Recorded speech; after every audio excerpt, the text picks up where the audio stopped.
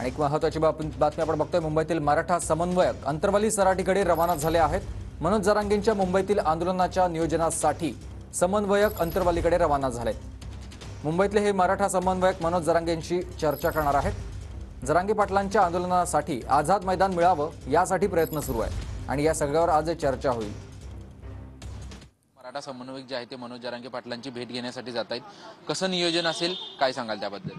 मनोज जरांगे पाटील यांच्यासोबत मुंबईची जी संपूर्ण मुंबईमधला सकल मराठा समाज आहे त्यांच्यासोबत एक बैठक आयोजित केलेली आहे आणि त्याच्यानंतर नियोजन ठरणार आहे।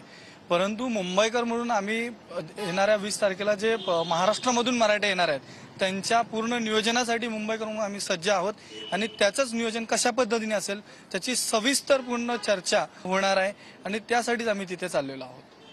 दुसरा एक प्रश्न, प्रामुख्याने जर पाहायला गेलं तर अंतरवली सराटीकडून एक शिष्टमंडळ आलं होतं आणि त्यामध्ये 2 ते 3 मैदानांची पाहणी केलेली आहे।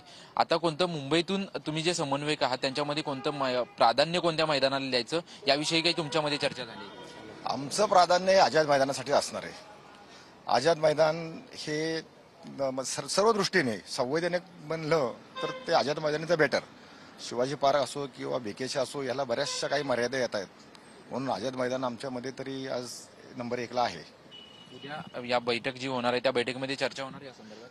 हो नक्कीच ना, त्याच्यासाठी तर आम्ही नियोजनासाठीच आम्ही चाललेलो आहोत ना। त्यांनी आम्हाला बोलवले, जरांगे पाटील दादांनी, त्यांच्या सूचनेनुसार आम्ही तिकडे चाललो आहे। तिथं सगळे म्हणजे सविस्तर तिथं नियोजन होणार आणि ते इथं आल्यानंतर अख्ख्या मोर्चाचा ज्या असणारा कार्यक्रम त्याचं संपूर्ण नियोजन मुंबई टीम करणार आहे आणि त्याच्यासाठीच आम्ही तिकडे चाललेलो आहे। कॅमेरामन रवीसह निवृत्ती बाबर, TV9 मराठी, मुंबई।